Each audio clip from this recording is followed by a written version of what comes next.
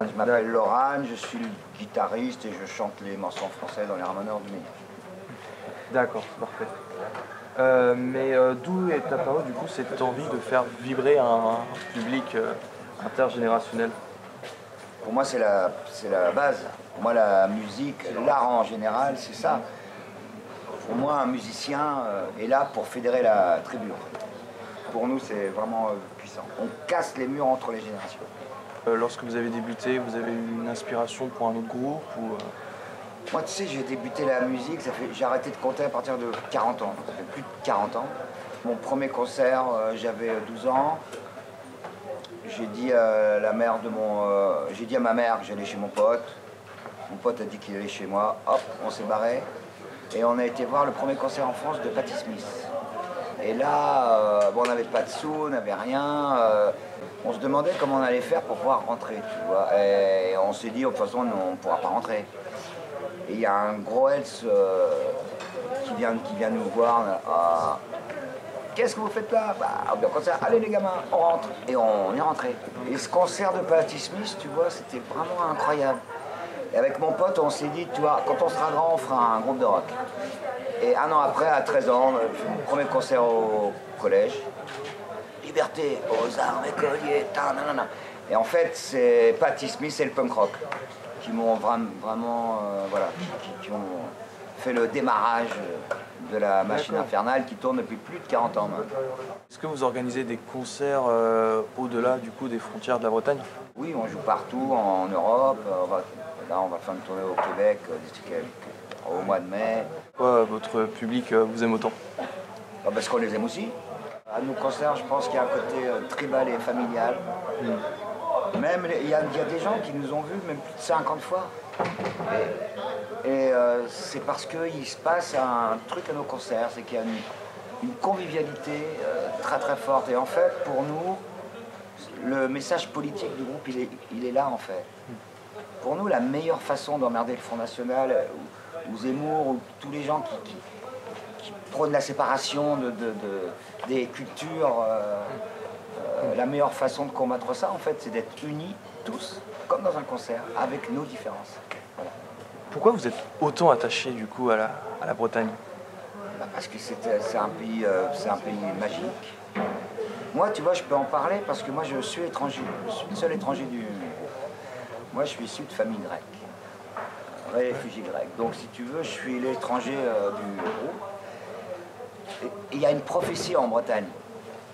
C'est seuls les étrangers rendront la Bretagne libre. C'est quand même fou, tu vois. Imagine cette prophétie en France. Seuls les étrangers rendront la France libre. Le Front National n'aurait jamais existé, Zemmour ne serait jamais né. Donc si tu veux, c'est ça la grande différence pour moi entre la Bretagne et la France. C'est que nous, on a un groupe traditionnel. On défend la tradition bretonne, on chante en breton les morceaux bretons, parce que c'est une résistance culturelle en fait. Tu vois, et pour nous, c'est hyper important. Donc en Bretagne, ce qui est fort, c'est les racines de la Bretagne, qui sont très profondes et qui se continuent avec les racines celtes, qui sont des civilisations vraiment complètement différentes du patriarcat dans lequel on est. C'est des civilisations matriarcales et c'est pas des... Il n'y a pas de Dieu unique, c'est pas monothéiste, Dieu est un homme, il n'y en a qu'un, on est prêt à mourir pour lui, c'est pas du tout ça, c'est païen, tout est Dieu en fait. Chaque plante est un Dieu, chaque être vivant est un Dieu. Et le respect de la terre fait partie de ces cultures-là. Nous, on est des cultures, on détruit la terre en fait. Mais ce que je trouve atroce, c'est que déjà détruire la terre, c'est vraiment horrible, mais en fait, il y a un proverbe africain qui doit être aussi amérindien, qui est sur la planète. On n'hérite pas de la terre de nos ancêtres. On emprunte la terre à nos enfants. Et ça, tant qu'on n'aura pas compris ça, on fera n'importe quoi. On chante justement la culture sauvage. Sauvage, dans nos civilisations, ça veut dire mal en fait. Les sauvages, on leur coupe les cheveux, on enlève leurs enfants, on les met dans des écoles pour qu'ils soient des bons chrétiens, c'est atroce. Voilà, nous on chante la liberté de pouvoir être libre en fait, de pouvoir être sauvage et naturel.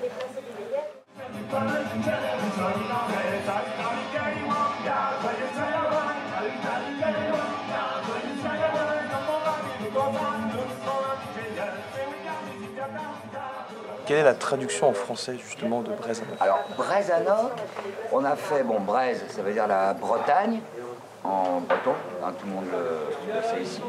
Et à Noc, en fait, c'est pas du tout breton, c'est du cockney.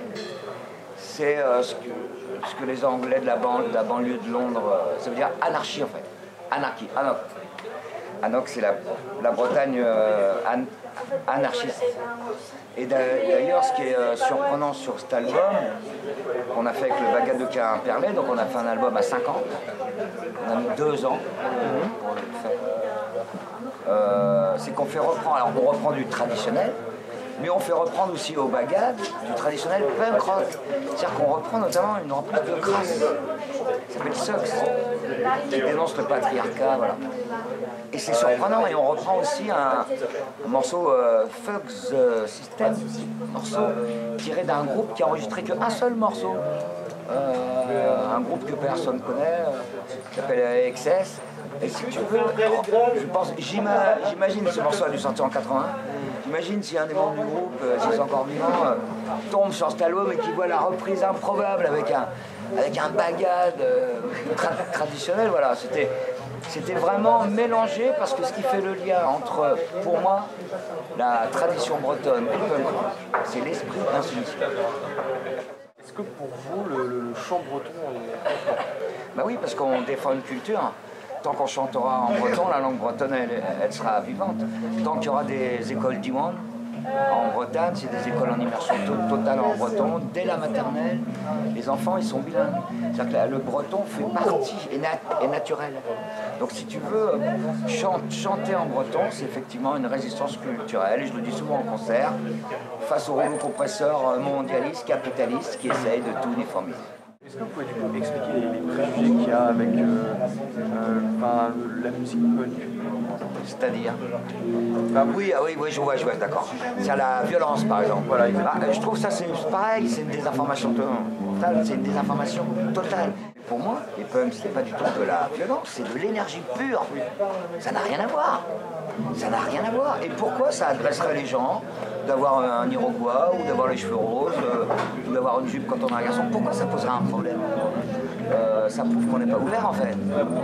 Et pour moi, le punk, il est là pour ça, il est là pour montrer aux gens, c'est un révélateur photo, le punk.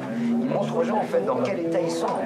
C'est-à-dire des gros nazes en fait, qui ne supportent pas la différence. Et la différence, encore une fois, c'est très important, c'est ce qui donne la vie. Voilà, ce qui donne la vie. Je trouve que les femmes et les hommes sont différents. C'est pour ça que ça donne la... Et en même temps, cette différence-là ne veut pas dire qu'il y a un sexe meilleur que l'autre, etc. Et le problème du patriarcat, c'est ça. C'est qu'à chaque fois, Dieu est un homme. Et à chaque fois, la femme est constamment oppressée. Parce que, alors que dans les civilisations celtiques, notamment bretonnes, on le ressent, la femme, elle fait partie de la tribu à part entière.